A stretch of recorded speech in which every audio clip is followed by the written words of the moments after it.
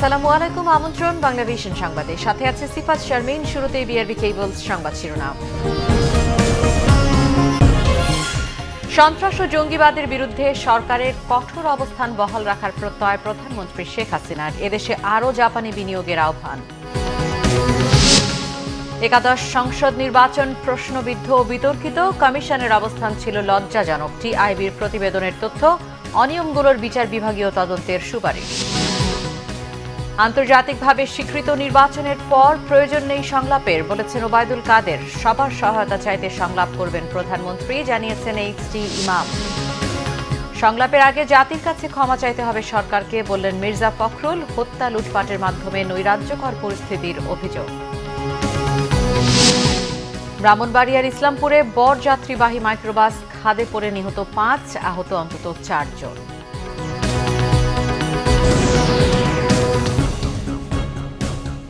দেখছিলেন BRB cables সংবাদ শিরোনাম। এবারে বিস্তারিত। সরকারের রূপকল্প ২০২১ বাস্তবায়নে উন্নয়ন সহযোগিতা অব্যাহত রাখবে জাপান। সকালে প্রধানমন্ত্রীর তেজগাঁও কার্যালয়ে শেখ হাসিনার সাথে সৌজন্য সাক্ষাৎ করে এই বিষয়ে আশ্বস্ত করেন জাপানের অর্থনৈতিক পুনর্জাগরণ বিষয়ক মন্ত্রী তোশিমিতসু মোতেগি।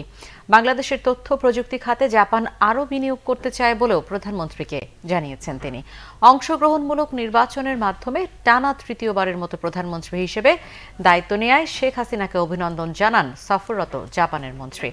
বর্তমান সরকারের আমলে দুদেশের সম্পর্ক আরও জোরদার হবে বলেও আশা ব্যক্ত করেন প্রধানমন্ত্রী। তার সরকারের বিভিন্ন অর্থনৈতিক উন্নয়নে জাপানের অবদানের কথা স্মরণ করেন। বাংলাদেশের আইটি পার্কগুলোতে তথ্য প্রযুক্তির প্রশিক্ষণ ও গভীর সমুদ্রে মৎস্য আহরণে জাপানের সহযোগিতা চান প্রধানমন্ত্রী। সন্ত্রাস ও জঙ্গিবাদের বিরুদ্ধে সরকারের অবস্থান পুনর্ব্যক্তও করেন শেখ হাসিনা। পরে প্রধানমন্ত্রীর সাথে সৌজন্য সাক্ষাৎ করেন নেপালের বিদায়ী রাষ্ট্রদূত ডক্টর ছপলাল ভূষাল। দুদেশের স্বার্থ সংশ্লিষ্ট নানা বিষয়ে আলোচনা করেন এই সময়। একাদশ জাতীয় সংসদ নির্বাচনকে বিতর্কিত প্রশ্নবিদ্ধ বলে জানিয়েছেন ট্রান্সপারেন্সি ইন্টারন্যাশনাল বাংলাদেশ টিআইবি।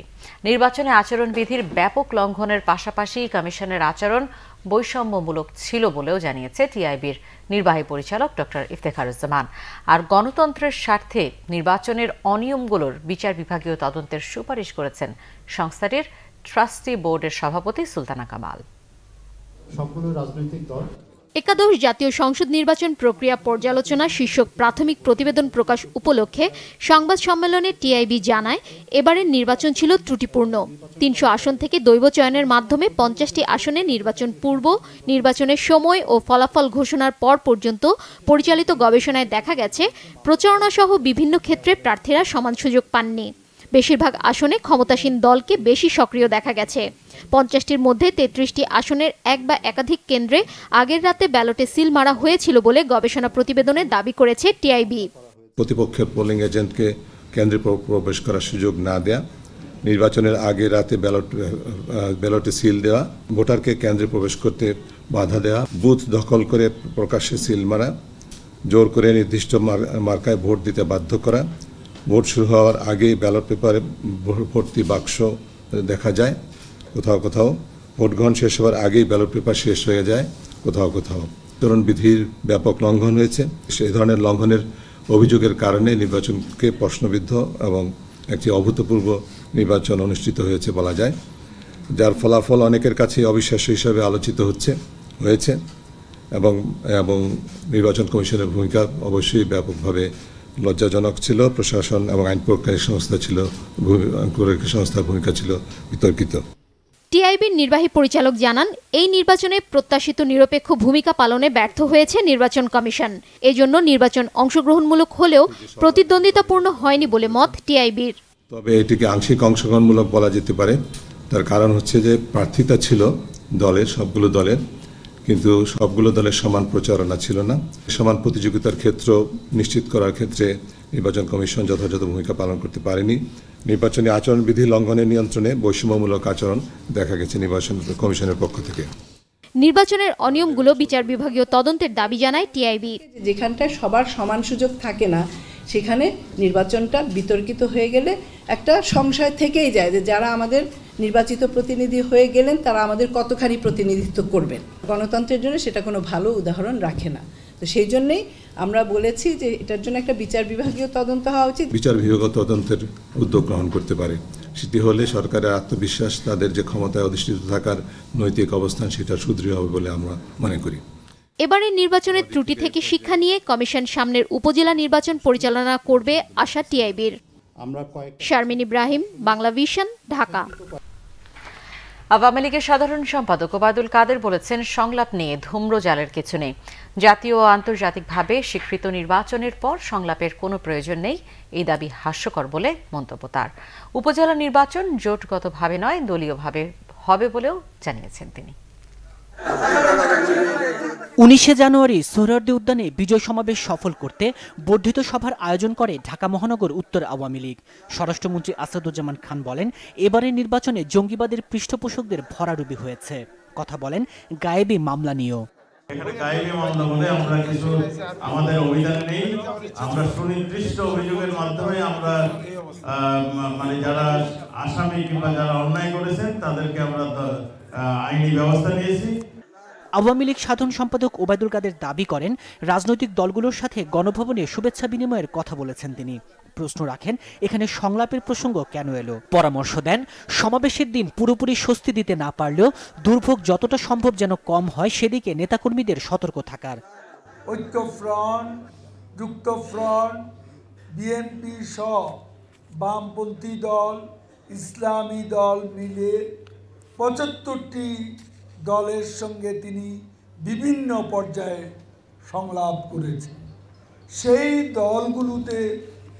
দলগুলোকে তাদের নেতৃবৃন্দকে আবারও গণভবনে তিনি আমন্ত্রণ জানাতে চান শুভেচ্ছা বিনিময়ের জন্য। আমন্ত্রণ জানানোর অর্থ সংলাপ নয়। আর সংলাপ, নির্বাচন নিয়ে সংলাপের কোনো প্রয়োজনও নেই। এ নিয়ে ধূম্রজাল কেন হবে? আমরা তো সংলাপ শব্দটি উচ্চারণ করি। এদিকে একাদশ সংসদে সংরক্ষিত নারী আসনের জন্য দলীয় মনোনয়ন ফর্ম বিক্রি শুরু করেছে আওয়ামী লীগ। ধানমন্ডি কার্যালয়ে এ কার্যক্রমের উদ্বোধন করেন দলের সাধারণ সম্পাদক। মনোনয়ন ফর্ম সংগ্রহ করতে সকাল থেকে ধানমন্ডি কার্যালয়ে জড়ো হন মনোনয়ন প্রার্থীরা। তাইমুর রশিদ, বাংলা ভিশন, ঢাকা। এদিকে প্রধানমন্ত্রীর রাজনৈতিক উপদেষ্টা এইচ.টি. ইমাম বলেছেন, প্রধানমন্ত্রী শেখ হাসিনা সবার সহায়তা চান, সে কারণেই তিনি আবার একটি সংলাপ করবেন। ধানমন্ডি 32 নম্বরে বঙ্গবন্ধুর প্রতিকৃতিতে শ্রদ্ধা নিবেদন শেষে তিনি একথা বলেন। নতুন মেয়াদে প্রধানমন্ত্রীর উপদেষ্টার দায়িত্ব পাওয়া 5 জনই এ সময় বঙ্গবন্ধুর প্রতি শ্রদ্ধা জানান। এইচ.টি. ইমাম বলেন, প্রধানমন্ত্রী সবার, তাকে সবাই অবশ্যই মেনে নেবে এবং সহযোগিতা করতে হবে। জানান, প্রধানমন্ত্রী বলেছেন তিনি আবার একটি সংলাপ করবেন। আগের সংলাপে যারা অংশ নিয়েছিলেন তাদের আমন্ত্রণ জানাবেন, কিন্তু নির্বাচন নিয়ে আলোচনা সংক্রান্ত যে কথা বলা হচ্ছে তা অত্যন্ত অবাস্তব এবং হাস্যকর বলে মন্তব্য করেন আওয়ামী লীগের উপদেষ্টা পরিষদের এই সদস্য। সকলের প্রধানমন্ত্রী, কাজেই অন্যান্য দল তারা যদি মেনে নেন, এবং তারাও আমার মনে হয় নিশ্চয়ই মেনে নেবেন যে প্রধানমন্ত্রীকে সহায়তা তাদের করতে হবে। এখানে যে কারণে আমাদের মাননীয় প্রধানমন্ত্রী আবার বলেছেন যে উনি আরেকটি সংলাপ করবেন, সেই সংলাপে সকল প্রার্থী যারা এর আগের সংলাপে অংশগ্রহণ করেছিলেন তাদেরকেও উনি আমন্ত্রণ করেছেন। আলোচনা কিংবা সংলাপের আগে ভোট নিয়ে জাতির সাথে প্রতারণার জন্য সরকারকে ক্ষমা চাইতে বলেছেন বিএনপি মহাসচিব মির্জা ফখরুল ইসলাম আলমগীর। তিনি অভিযোগ করেছেন, 30 ডিসেম্বরের পর থেকে সারা দেশে বিরোধী মতের নেতাকর্মীদের উপর নতুন করে নির্যাতনের খড়গ নেমে এসেছে। হত্যা, লুটপাটের মাধ্যমে তৈরি করা হয়েছে নৈরাজ্যকর পরিস্থিতি। যশোর উপশহরের যুবদল নেতা আহত ফয়সালকে দেখতে ঢাকা মেডিকেল কলেজ হাসপাতালে যান বিএনপি মহাসচিব মির্জা ফখরুল ইসলাম আলমগীর। নির্বাচনের পরদিন সরকারি দলের নেতা কর্মীদের হাতে তিনি নির্যাতিত হয়েছেন বলে অভিযোগ বিএনপি মহাসচিবের। প্রত্যেকটি জেলায়, উপজেলায়, কেন্দ্রে, ইউনিয়নে বিরোধী মত যারা আছে তাদেরকে খুঁজে খুঁজে বের করা, তাদেরকে অত্যাচার করা, শারীরিক নির্যাতন, দৈহিক নির্যাতন, খুন, তাদের বাড়িঘর দখল করা, লুট করা, দোকানপাট লুট করা, একটা চরম নৈরাজ্যকর পরিস্থিতি সৃষ্টি করেছে। আজকে মানুষগুলোকে গিনিপিগ হিসেবে ব্যবহার করে তারা তাদের কাজ করছে এবং তাদের নিজেদের সম্পদ বৃদ্ধি করা জনগণের অধিকারকে ক্ষুণ্ণ করা এবং বিদেশি প্রভুদের মনোতুষ্টির জন্য তারা এসবগুলো কাজ করছে। নির্বাচন পরবর্তী সংলাপের বিষয়ে কথা বলেন তিনি। জাতির সঙ্গে যে ভয়াবহ একটা মিথ্যাচার তারা করেছেন, সেই মিথ্যাচারটার জন্য প্রতারণা করেছেন, জাতিকে বঞ্চিত করেছেন, এইটা যেন তারা স্টেডিয়ামে গিয়ে মাপ চান, তারপর অন্যান্য জাতি দল মত সকলের সঙ্গে আলোচনা করার একটা পথ তৈরি হবে। এর আগে নয়াপল্টন বিএনপির কেন্দ্রীয় কার্যালয়ে সংবাদ সম্মেলন করেন দলের সিনিয়র যুগ্ম মহাসচিব রুহুল কবির রিজভী। তিনি অভিযোগ করেন, গার্মেন্টস শিল্পে অস্থিরতা বজায় রেখে অন্য পক্ষকে সুবিধা দিতে চায় সরকার। অপরিহার্য। সিকান্দার রেমান, বাংলা ভিশন, ঢাকা। ব্রাহ্মণবাড়িয়ার ইসলামপুরে বরযাত্রীবাহী মাইক্রোবাস নিয়ন্ত্রণ হারিয়ে রাস্তার পাশের খাদে পড়ে গিয়ে নিহত হয়েছে এক নারী সহ ৫ জন, আহত হয় অন্তত ৫ জন। আবারও সড়ক দুর্ঘটনা, আবারও লাশ। নিহতরা হলেন ঢাকার খিলগাঁও থানার দক্ষিণ গোরান এলাকার হাসান জামান, একই এলাকার অপু মিয়া, তার স্ত্রী ঝুমুর, রিজন সালেহীন ও পরশ। দুর্ঘটনায় বর আশরাফুল ইসলাম সহ আহত হন অন্তত ৫ জন। হতাহতদের হবিগঞ্জ জেলার মাধবপুর উপজেলা স্বাস্থ্য কমপ্লেক্সে নেওয়া হয়েছে। দুর্ঘটনা কবলিত এই মাইক্রোবাসটি ঢাকা থেকে বরযাত্রী নিয়ে সিলেট যাচ্ছিল। মাইক্রোবাসটি ঢাকা সিলেট মহাসড়কের ব্রাহ্মণবাড়িয়ার ইসলামপুরে পৌঁছলে মঙ্গলবার বেলা ৩টার দিকে চালক নিয়ন্ত্রণ হারিয়ে ফেলেন। গাড়িটি রাস্তার পাশের গাছে ধাক্কা খেয়ে খাদে পড়ে যায়। আমরা ঢাকা থেকে যাচ্ছিলাম সিলেটে বন্ধুর বিয়েতে, তো এখানে বিপাশার মোড়ে গাড়ি ওভার স্পিডের কারণে হয়তো নিয়ন্ত্রণ হারায়। নিয়ন্ত্রণ হারানোর পরে আমরা অ্যাক্সিডেন্ট করি। উপস্থিত ৫ জন ডাইরেক্ট নিহত হয়েছে, আর একজন এখন মর্মান্তিক গুরুতর আহত অবস্থা, তাকে হেলিকপ্টারে ঢাকাতে নিয়ে গেছেন। আর এখন যে মূল জামাই সে এখন অসুস্থ অবস্থা, এখন আমাদের মাধবপুর সদরে এখনো বর্তমানে আছে। এই জায়গার রাস্তা পাকার কারণে সামনে কি আছে সেটা দেখা যায় না, দুই দিক থেকে আসলেই সামনে কি আছে দেখা যায় না। এই জন্য দাবি জানাচ্ছি রাস্তাটা যেন সোজা করে দেওয়া হয়। স্থানীয়দের সহায়তায় হতাহতদের উদ্ধার করে ফায়ার সার্ভিস ও পুলিশ। Bangla vision news desk. আজ বিশ্ব শিশু ক্যান্সার দিবস। বাংলাদেশ সহ বিশ্বের দেশে দেশে বাড়ছে ক্যান্সার আক্রান্ত শিশু সংখ্যা। সুনির্দিষ্ট কোনো কারণ জানাতে না পারলেও ডাক্তাররা বলছেন এর একটি বড় কারণ জেনেটিক। ভাইরাস, খাবারে টক্সিন, কেমিক্যাল ও পরিবেশগত সমস্যার কারণেও বাড়ছে শিশু ক্যান্সার। বিচলিত না হয়ে সঠিক চিকিৎসায় শিশু ক্যান্সার থেকে শিশু মৃত্যুর হার কমানো সম্ভব বলে জানান চিকিৎসকরা।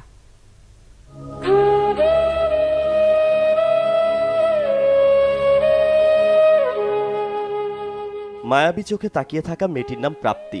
ক্যান্সার কি জানে না ক্লাস 1-এ পড়া প্রাপ্তি, কিন্তু ক্যান্সার ঠিকই বাসা বেঁধেছে তার শরীরে। ছোট্ট এ শরীরে দেয়া হয়েছে কেমো।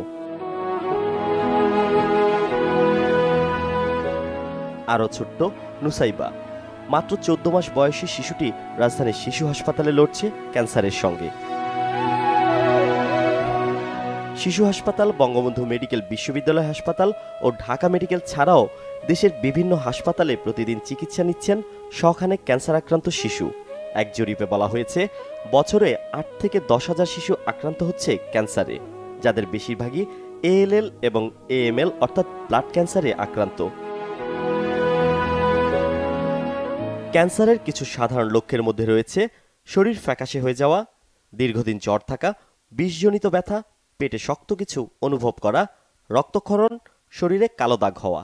চিকিৎসা ব্যয় বেশি হওয়ায় অনেক গরিব পরিবারই শেষ পর্যন্ত ক্যান্সার আক্রান্ত শিশুর চিকিৎসা চালাতে পারে না বলে জানান শিশু হাসপাতালের হেমাটোলজি অনকোলজি বিভাগের প্রধান ডাক্তার সেলিমুজ্জামান। তাগিদ দেন রং মেশানো খাবার থেকে শিশুদের দূরে রাখার।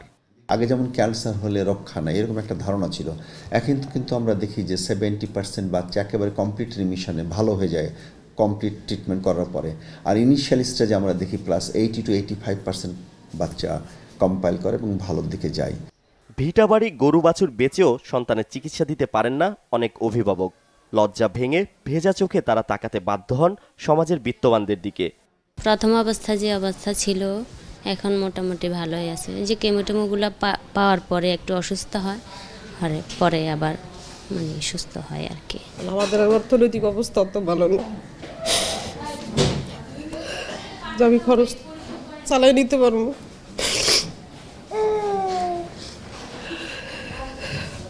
মানে আমার যা কিছু আসছিল আমি বাড়িটা ছিল বিক্রি করে ফেলাইছি। সবাই যদি সহযোগিতা করে আমার ছেলের জন্য আর কি চিকিৎসাটা করতে পারবো। বাংলাদেশে ক্যান্সার আক্রান্ত শিশুর সংখ্যা বাড়ছে, আবার সুষ্ঠু চিকিৎসায় পরিত্রাণও মিলছে অনেক শিশুর। তাই ক্যান্সারকে এখন আর মরণ ব্যাধি বলতে নারাজ চিকিৎসকরা। ক্যান্সারে আক্রান্ত এসব অবুঝ শিশুদের চোখের দিকে তাকিয়ে থাকতে থাকতে ক্লান্ত স্বজনরা। চিকিৎসকরা বলছেন বিশ্বমানের ক্যান্সারের সেবাই সম্ভব বাংলাদেশে, তবে তা ব্যয়বহুল। বিত্তবানরা যদি একটু এগিয়ে আসেন তাহলে হয়তো আবারও হাসি ফুটতে পারে এসব ক্যান্সার আক্রান্ত শিশুদের মুখে। সানজিদ আহমেদ, বাংলা ভিশন, ঢাকা। ঢাকা শহরের সব অপরিকল্পিত ও অবৈধ ভবন ভাঙা সম্ভব নয় জানিয়ে এসবের মালিকদের উচ্চ হারে জরিমানার পরামর্শ দিয়েছেন বিশেষজ্ঞরা। তবে জীবন রক্ষা ও বড় ধরনের ক্ষয়ক্ষতি থেকে বাঁচতে চিহ্নিত ঝুঁকিপূর্ণ ভবনগুলো ভেঙে ফেলার তাগিদ দিয়েছেন তারা। নতুন গণপূর্ত মন্ত্রীর দায়িত্বকালে কোনো অবস্থাতেই যেন অপরিকল্পিত ও অবৈধ ভবন গড়ে না ওঠে সে বিষয়ে সজাগ থাকার আহ্বান জানিয়েছেন স্থপতিরা। ঢাকা শহরে কতগুলো ভবন অপরিকল্পিত ও অবৈধভাবে গড়ে উঠেছে তার সঠিক কোনো পরিসংখ্যান না থাকলেও বিশেষজ্ঞরা মনে করেন প্রায় ৮০% ভবনই এ অভিযোগে অভিযুক্ত। তারা জানান এর মধ্যে প্রায় ৭২,০০০ ভবন ঝুঁকিপূর্ণ। এ অবস্থায় নতুন দায়িত্ব নেই অপরিকল্পিত ও ঝুঁকিপূর্ণ ভবন ভেঙে দেওয়ার ঘোষণা দিলেন নতুন গণপূর্ত মন্ত্রী। এ সকল বিল্ডিংকে ভেঙে ফেলার জন্য তাদেরকে তাগিদ দেব। তারা যদি ভাঙতে না চান আমাদের নিজ উদ্যোগে আইনগতভাবে আমরা ব্যবস্থা নেব। তবে বিশেষজ্ঞরা বলছেন ঢাকা শহরের বিরাট সংখ্যক অবৈধ ও অপরিকল্পিত ভবন ভেঙে দেওয়া সম্ভব নয়। এজন্য উচ্চ হারে জরিমানা করার পরামর্শ দেন তারা। সব ভাঙা তো সম্ভবই না, কারণ বহু বিল্ডিং আছে। আপনি আমার কাছে কোনো সার্ভে নাই, কিন্তু কে বলবে যে ৮০% অবৈধ, এর বলেছ ৯০% অবৈধ। ওই অবৈধ বললাম যে বেসমেন্ট হয়তো করেনি, ছাড়েনি, করার কথা ৭ তলা, ঠিক ৮ তলা করে ফেলছে। এখন আমরা কটা ভাঙবো? যে তা আমরা যদি একটা কাজ করি যে আমরা ওদেরকে পেনাল্টি করি, তাহলে ভবিষ্যতে আর কেউ করার সাহস পাবে না।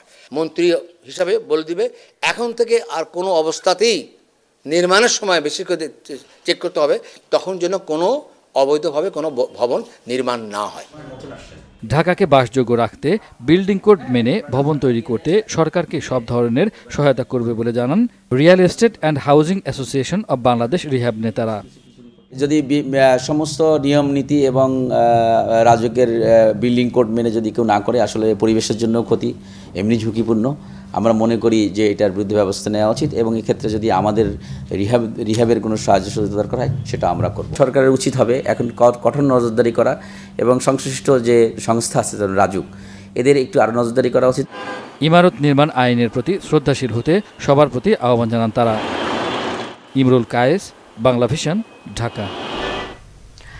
দুর্বৃত্তদের হামলায় ক্ষতবিক্ষত মাদারীপুর কালকিনির স্কুল ছাত্রী শুকতারা। তার চিকিৎসা চলছে বরিশাল মেডিকেল কলেজ হাসপাতালে। ঘটনাটি অনেকটা বছর কয়েক আগে সিলেটের আলোচিত খাদিজার জখমের মতো। বখাটেদের হামলায় গুরুতর আহত শুকতারাকে তাৎক্ষণিক নেওয়া হয় মাদারীপুরের কালকিনি উপজেলা স্বাস্থ্য কমপ্লেক্সে। এসএসসি পরীক্ষার্থী শুকতারা মঙ্গলবার সকাল 7টার দিকে বাড়ি থেকে বের হয় প্রাইভেট পড়ার উদ্দেশ্যে। পথে তার উপর হামলা করে মুখোশ পরা 2 ছেলে। শুকতারার মাথাসহ শরীরের বিভিন্ন জায়গায় আঘাত করে তারা। কালকিনি উপজেলার সাহেবরামপুর গ্রামের রূপনাকন নামে এক প্রবাসীর সাথে মোবাইল ফোনে 1 বছর আগে শুকতারার বিয়ে হয়। পরে পারিবারিক বিরোধে বিয়ে ভেঙে যায়। সেই আক্রোশে রূপনাকন ও তার পরিবারের সদস্যরা এ হামলা করেছে বলে অভিযোগ শুকতারার পরিবারের। বয়স্ক এক লোক আবার হাঁটতে মেলা করছে সকালবেলা, দেখে যে অবস্থায় তারা মারিয়ে ফেলাইতেছে। তখন সে ডাক চিৎকার করলে পার্শ্ববর্তী লোকজন এসে তাকে উদ্ধার করে হাসপাতালে নিয়ে আসে। মোবাইল ফোনে একটা এঙ্গেজমেন্ট হয়েছিল, পরে ওখান থেকে আমরা এটা আংটি রিটার্ন দিচ্ছি। ওখান থেকে একটা শত্রু আছে বলছে যে আমরা দেখাই দিব, পরীক্ষা দিতে দিব না, তোরা মারিয়ে এলাম, তোরা আমাদের আলি না, এরকম তোরা বিভিন্ন ধরনের সবসময় হুমকি দিয়েছে। শুকতারার উপর হামলাকারীদের শাস্তি চান কালকিনি পাইলট গার্লস হাই স্কুলের শিক্ষক ও সহপাঠীরা। ওর উপর এ ধরনের ন্যাক্কারজনক ঘটনার তীব্র নিন্দা জানাই আমাদের স্কুল কর্তৃপক্ষ থেকে এবং এই ঘটনার আশু দৃষ্টান্তমূলক শাস্তি কামনা করছি। অভিযোগ পাওয়ার পর জড়িতদের বিরুদ্ধে ব্যবস্থা নেওয়ার আশ্বাস দিয়েছে পুলিশ। ঘটনাস্থল পরিদর্শন করেছি, মেয়ের জবানবন্দি আমরা নিয়েছি। আমরা চাচ্ছি হলো ঘটনার সাথে জড়িত তাদেরকে আইনের আওতায় আনতে। আমরা এই অভিযোগ প্রাপ্তির সাপেক্ষে আমরা আইনগত ব্যবস্থা নেব। যথাযথ বিচার না হওয়ায় শুক্তারার মতো ছাত্রীরা নির্যাতনের শিকার হচ্ছে বারবার, বলছেন সচেতনরা। Bangla vision news desk. নিচ্ছে সিবিসি টাইলস সংবাদ বিরতির সাথেই থাকুন, ফিরে এসে থাকছে। মিয়ানমারের সাথে বন্ধুত্ব সুলভ আচরণের মাধ্যমে রোহিঙ্গা সমস্যার সমাধান করতে হবে, নয়তো ক্ষতিগ্রস্ত হবে উভয় দেশই, বললেন পররাষ্ট্রমন্ত্রী। মাঘের শুরুতে উত্তরাঞ্চলে অচেনা বৈরী আবহাওয়া, দিনে গরম, রাতে হাড় কাঁপানো ঠান্ডা, বেড়েছে শীতজনিত রোগের প্রকোপ।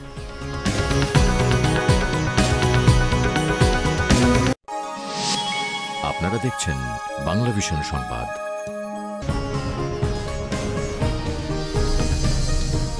স্বাগত আরেকবার বাংলা ভিশন সংবাদে। পররাষ্ট্রমন্ত্রী ডক্টর AK আব্দুল মোমেন বলেছেন, মিয়ানমারের সাথে বন্ধুত্ব সুলভ আচরণের মাধ্যমে রোহিঙ্গা সমস্যার সমাধান করতে হবে, অন্যথায় উভয় দেশই ক্ষতিগ্রস্ত হবে। দায়িত্ব নেওয়ার পর প্রথমবার সিলেটে পৌঁছে হযরত শাহজালাল রহমতুল্লাহি আলাইহি মাজার জিয়ারত শেষে সাংবাদিকদের এক প্রশ্নের জবাবে পররাষ্ট্রমন্ত্রী একথা বলেন। ডক্টর AK আব্দুল মোমেন বলেন, রোহিঙ্গা ইস্যু আন্তর্জাতিক বিষয়, আন্তর্জাতিক সম্প্রদায়ও চায় রোহিঙ্গা প্রত্যাবাসন। এই সমস্যার শান্তিপূর্ণ সমাধানে বিশ্ব নেতাদের এগিয়ে আসার আহ্বান জানান তিনি।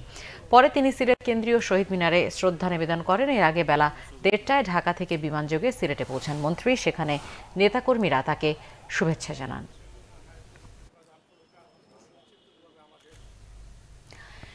সাংবাদিকদের উদ্বেগ নিরসনে ডিজিটাল নিরাপত্তা আইন সহ অন্যান্য আইন নিয়ে কাজ শুরু করা হয়েছে বলে জানিয়েছেন তথ্যমন্ত্রী ডক্টর হাসান মাহমুদ। তিনি বলেন, অনলাইন গণমাধ্যমের জন্য শিগগিরই নীতিমালা ও রেজিস্ট্রেশনের ব্যবস্থা করা হচ্ছে। এতে ভুঁইফোড় অনলাইন মিডিয়া বন্ধ হয়ে যাবে। চট্টগ্রামে দুপুরে সার্কিট হাউসে মহানগর উত্তর ও দক্ষিণ জেলা আওয়ামী লীগের নেতাকর্মীদের সাথে মতবিনিময় সভায় সাংবাদিকদের তিনি এসব কথা বলেন। তথ্যমন্ত্রী বলেন, শিগগিরই নবম ওয়েজ বোর্ড বাস্তবায়ন করা হবে। পরে ওয়েজ বোর্ড ইলেকট্রনিক মিডিয়ার সাংবাদিকদের অন্তর্ভুক্তির বিষয়ে কাজ করার কথাও জানান তিনি। ওয়েজ বোর্ড বাস্তবায়নের ঘোষণা দিয়েও যেসব গণমাধ্যম তা করছে না, তারও তদারকি করা হবে বলেও জানান তথ্যমন্ত্রী। রাজধানীতে সড়কে শৃঙ্খলা আনতে আবারও জনগণের সহায়তা চেয়েছেন স্বরাষ্ট্রমন্ত্রী আসাদুজ্জামান খান। সড়ক শৃঙ্খলা পক্ষ উদ্বোধন শেষে তিনি একথা বলেন। ফুটপাত উচ্ছেদের পাশাপাশি সড়ক শৃঙ্খলায় আবারও উবার পাঠাওয়ের চলমান যানবাহন নিয়ন্ত্রণ করা হবে বলে জানিয়েছেন ডিএমপি কমিশনার। সড়কে নৈরাজ্য বন্ধে মাত্র 3 মাস আগে বিশেষ ট্রাফিক সপ্তাহ পালন করেছে আইনশৃঙ্খলা বাহিনী। এরই ধারাবাহিকতায় রাজধানীতে সড়কে শৃঙ্খলা ফেরাতে আবারও ট্রাফিক সচেতনতা কার্যক্রম মঙ্গলবার থেকে শুরু করলো ডিএমপি। কর্মসূচি উদ্বোধন করেন স্বরাষ্ট্রমন্ত্রী আসাদুজ্জামান খান। ঢাকাবাসীর বাইরেও সারা বাংলাদেশের মানুষকে আমরা দেখাতে চাই যে কিভাবে তারা আইন মেনে চললে পরিস্থিতিটা কীরকম হয়, কতখানি আরামদায়ক হয়, স্বস্তিদায়ক হয় ঢাকার এই ট্রাফিক নিয়ন্ত্রণ করার জন্য। আমরা এর পরপরই আমরা শুরু করব ফুটপাত মুক্ত করা, কারণ এই ফুটপাত আমাদের জন্য আরেকটি সমস্যা। এই উবার এবং যে পাঠাও এরাও হয়তো আমরা দেখছি যে হাজার হাজার গাড়ি নামে দেশে, সেইগুলো একটা নিয়ন্ত্রণের মধ্যে নিয়ে আসার জন্য রাজধানীর 130টি পয়েন্টে চেকপোস্টের পাশাপাশি কড়া নজর থাকবে ফিটনেসবিহীন যানবাহন লাইসেন্স ছাড়া চালকের ওপর। তারা যেন হেলমেট ইউজ করে দুইজনই, তারপরে বাসের যেন দরজা খোলা না থাকে, নির্দিষ্ট স্টপেজ ব্যবহার করেন। আমাদের কার্যক্রম এগুলোই সাধারণত আমরা জোর দিচ্ছি বেশি। সাধারণ মানুষ চায় আইন শৃঙ্খলা বাহিনীর এমন কার্যক্রম বছর জুড়ে চালু থাক। বুড়ো ওভারব্রিজ পার না হইয়া সরাসরি পার হয়, এটা আমাদের সবারই একটা অভ্যাস। সবসময় কার্যক্রম চালানো উচিত।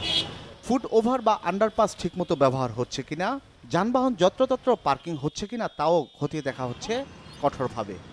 সড়কে নৈরাজ্য বন্ধে নানা কার্যক্রমের মতো এবারও নতুন কর্মসূচি হাতে নিয়েছে ঢাকা মেট্রোপলিটন পুলিশ। তবে আইনশৃঙ্খলা বাহিনীর তৎপরতার পাশাপাশি সড়কে শৃঙ্খলা ফেরাতে সাধারণ মানুষের আইন মানার সংস্কৃতি গড়ে না উঠলে এই কার্যক্রমও বিফল হতে পারে, এমনটাই মনে করছেন সংশ্লিষ্টরা। জিয়া খান, বাংলা ভিশন, ঢাকা। মাঘের শুরুতে উত্তরাঞ্চলের আবহাওয়া এখন বেশ বৈরী। দিনে তেমন ঠান্ডা না থাকলেও রাতে জেঁকে বসছে শীত। আবহাওয়ার এই তারতম্যের সাথে রংপুর ও গাইবান্ধায় পাল্লা দিয়ে বেড়েছে শীতজনিত রোগ। বেশি আক্রান্ত শিশু ও বৃদ্ধরা রোগীর চাপ সামলাতে হিমশিম খাচ্ছে হাসপাতাল কর্তৃপক্ষ। এবারের মাঘের শীত অনেকটাই অচেনা লাগছে উত্তরের মানুষের কাছে। এখন আর দিনরাত 24 ঘন্টায় শীত নেই। রাতে প্রচণ্ড ঠান্ডা থাকলেও দিনে লাগছে বেশ গরম। আবহাওয়ার এই তারতম্যের কারণে রংপুরে বেড়েছে শীতজনিত রোগের প্রকোপ। রংপুর মেডিকেল কলেজ হাসপাতালে তিল পরিমাণ ঠাঁই নেই। ওয়ার্ডে জায়গা না হওয়ায় মেঝে ও বারান্দায় চিকিৎসা নিচ্ছেন অনেকেই। পরশুদিন থেকে পাতলা পায়খানা, এই জন্যে কালকে নিয়ে যাচ্ছি। বড় ডাক্তার যে আসে তাদের বলা হলো যে স্যার আমার বাচ্চা তো অসুস্থ হইতেছে, তো একটু ভালো করে দেখেন। ভালো করে কিভাবে দেখবো, কিভাবে দেখতে বলেন আমাকে? কাশ, জ্বর আর ওই শ্বাসকষ্ট। ধারণ ক্ষমতার 2 গুণ বেশি রোগীকে সেবা দিতে হিমশিম খাচ্ছে কর্তৃপক্ষ। আক্রান্তদের নিয়মিত ওষুধ খাওয়া, পুষ্টিকর খাবার ও গরম কাপড় পরার পরামর্শ দিয়েছেন চিকিৎসকরা। 5টা ওয়ার্ড মিলে 392টা রোগী ভর্তি আছে এবং বিছানা ছাড়াও নিচে আছে। আমাদের জায়গার স্বল্পতার জন্য ডাক্তাররা যারা আছেন সে ডাক্তাররা চেষ্টা করতেছে। আবহাওয়ার পরিবর্তনের কারণে যে সমস্ত অসুবিধা হয় শরীরে, সেগুলো থেকে নিজেকে একটু সতর্কভাবে চলতে হবে, যেন ধুলাবালি বেশি না লাগে, ধোঁয়া বেশি না লাগে। দিনের চেয়ে রাত বড় হওয়ায় রাতে বেশি ঠান্ডা অনুভূত হচ্ছে বলে জানিয়েছেন আবহাওয়াবিদরা। সূর্যটা খারাপভাবে কিরণ না দিয়ে কোনাকুনিভাবে কিরণ দিচ্ছে। কোনাকুনিভাবে কিরণ দেওয়ার কারণে সূর্য রশ্মিটা বেশি স্প্রেড আউট হয়ে যাচ্ছে, ছড়িয়ে পড়তেছে, তাপ নির্গমন কম হচ্ছে। উত্তরের আরেক জেলা গাইবান্ধায়ও শীতে কাহিল অবস্থা শিশুদের। জেলা সদর হাসপাতালে রোগীর অতিরিক্ত চাপ, প্রয়োজনীয় চিকিৎসা দেওয়ার চেষ্টা করছেন চিকিৎসকরা। আমার বাচ্চার আজকে 3 দিন থেকে পাতলা পায়খানা আর হলো বমি। বিশুদ্ধ খাবার খাবে, বিশুদ্ধ পানি খাবে, এর পরামর্শ দেওয়া হচ্ছে। আর কোনো মতে যেন বাচ্চাদের ঠান্ডা না লাগে। ভাইরাসের এগেনস্টে কোনো অ্যান্টিবায়োটিক কাজ করে না, কাজেই ডায়রিয়াগুলো ওই প্রথমে বমি নিয়ে আসে, পরে পাতলা পায়খানা হয় এবং একটা নির্দিষ্ট কোর্সের পরে তারা নিজেরাই এমনি থেকে ভালো হয়ে যায়। শীত থেকে শিশুদের রক্ষায় অভিভাবকদের আরও সচেতন হওয়ার পরামর্শ দিয়েছেন চিকিৎসকরা। Bangla vision news desk. আবারও নিচ্ছি সিবিসি টাইমস সংবাদ বিরতির সাথেই থাকুন, ফিরে এসে থাকছে। তুর্কি সিরিয়া সীমান্তে একটি নিরাপদ অঞ্চল তৈরি করতে একমত ট্রাম্প ও এরদোগান।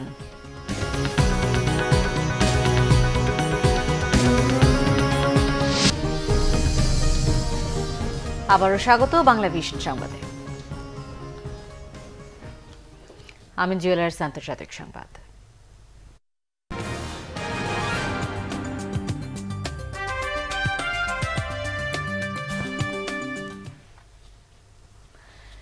তুর্কি সিরিয়া সীমান্তে একটি নিরাপদ অঞ্চল তৈরি করতে একমত হয়েছেন মার্কিন প্রেসিডেন্ট ডোনাল্ড ট্রাম্প এবং তুরস্কের প্রেসিডেন্ট রিসেপ তাইপ এরদোগান। কুর্দি ইস্যুতে দুই দেশের মধ্যে চলমান বাকযুদ্ধ আর উত্তেজনার মধ্যেই সোমবার টেলিফোনে কথা বলেন দুই নেতা। টেলিফোন আলাপে সিরিয়ার উত্তরাঞ্চলের পরিস্থিতি এবং যুদ্ধবিধ্বস্ত দেশটিতে কুর্দি যোদ্ধাদের ভাগ্য নিয়ে আলোচনা করেন তারা। পরে এক বিবৃতিতে তুর্কি প্রেসিডেন্ট এরদোগান জানান, সিরিয়ার কুর্দিদের নিয়ে তার সরকারের কোনো সমস্যা না থাকার বিষয়টি মার্কিন প্রেসিডেন্টকে অবহিত করেছেন তিনি। তবে তুরস্কের জাতীয় নিরাপত্তার জন্য হুমকি এমন সশস্ত্র গোষ্ঠীগুলোর বিরুদ্ধে লড়াই অব্যাহত রাখার কথাও ট্রাম্পকে জানিয়েছেন এরদোগান। এছাড়া সিরিয়া তুরস্ক সীমান্তের 32 কিলোমিটার এলাকা জুড়ে নিরাপদ অঞ্চল গড়ে তুলতে তারা একমত হয়েছেন। তবে এ ব্যাপারে যুক্তরাষ্ট্রের পক্ষ থেকে কোনো প্রতিক্রিয়া পাওয়া যায়নি। মন্তব্য করেনি তুর্কি সিরিয়া সীমান্তের 400 কিলোমিটার এলাকার নিয়ন্ত্রণে থাকা কুর্দি যোদ্ধারাও। ইউরোপীয় ইউনিয়ন থেকে যুক্তরাজ্যের প্রস্থান বা ব্রেক্সিটের ভবিষ্যৎ নির্ধারণে ব্রিটিশ পার্লামেন্টে ভোটাভুটি হবে আজ। দীর্ঘমেয়াদী অর্থনৈতিক সংকট এড়াতে ব্রেক্সিটের পক্ষে ভোট দেওয়ার আহ্বান জানিয়েছেন প্রধানমন্ত্রী থেরেসা মে।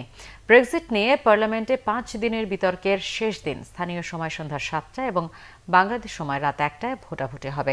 গত মাসে ভোটের কথা থাকলেও হারের ভয়ে পেছানো হয়। প্রধানমন্ত্রী মেয়ের কনজারভেটিভ পার্টির অনেক সদস্য এখনও বিপক্ষে থাকায় হারের শঙ্কায় প্রবল। এই শঙ্কা সত্য হলে ইউরোপীয় ইউনিয়নের সাথে সুনির্দিষ্ট চুক্তি ছাড়াই ব্রেক্সিট বাস্তবায়ন করতে হবে। এতে বিশ্ব বাণিজ্য সংস্থার নীতিমালা মেনে আমদানি রপ্তানি করতে গিয়ে বাড়তি শুল্কের বোঝা বহন করতে হবে, যা বাড়িয়ে দেবে পণ্যের মূল্য। এছাড়া অকার্যকর হবে ইউরোপীয় জোটভুক্ত দেশ হিসেবে যুক্তরাজ্যের করা আন্তর্জাতিক সব চুক্তি। ফলে আর্থিক ক্ষতির মুখে পড়বেন ব্যবসায়ী এবং ভোক্তারা। সার্বিক পরিস্থিতি বিবেচনায় জাতীয় স্বার্থ অটুট রাখতে ব্রেক্সিটের পক্ষে ভোট চেয়েছেন প্রধানমন্ত্রী মে। এদিকে আগাম নির্বাচনের দাবি তুলে প্রধানমন্ত্রীর বিরুদ্ধে অনাস্থা প্রস্তাবের শেষ করব বিআরবি কেবল শিরোনামগুলো আরও একবার জানিয়ে। সন্ত্রাস ও জঙ্গিবাদের বিরুদ্ধে সরকারের কঠোর অবস্থান বহাল রাখার প্রত্যয় প্রধানমন্ত্রী শেখ হাসিনার। এদেশে আরও জাপানি বিনিয়োগের আহ্বান। একাদশ সংসদ নির্বাচন প্রশ্নবিদ্ধ ও বিতর্কিত, কমিশনের অবস্থান ছিল লজ্জাজনক। টিআইবি প্রতিবেদনের তথ্য, অনিয়মগুলোর বিচার বিভাগীয় তদন্তের সুপারিশ। আন্তর্জাতিকভাবে স্বীকৃত নির্বাচনের পর প্রয়োজন নেই সংলাপের, বলেছেন ওবায়দুল কাদের। সবার সহায়তা চাইতে সংলাপ করবেন প্রধানমন্ত্রী, জানিয়েছেন এইচডি ইমাম। সংলাপের আগে জাতির কাছে ক্ষমা চাইতে হবে সরকারকে, বললেন মির্জা ফখরুল। হত্যা, লুটপাটের মাধ্যমে নৈরাজ্যকর পরিস্থিতির অভিযোগ। ব্রাহ্মণবাড়িয়ার ইসলামপুরে বরযাত্রীবাহী মাইক্রোবাস খাদে পড়ে নিহত 5, আহত অন্তত 4 জন।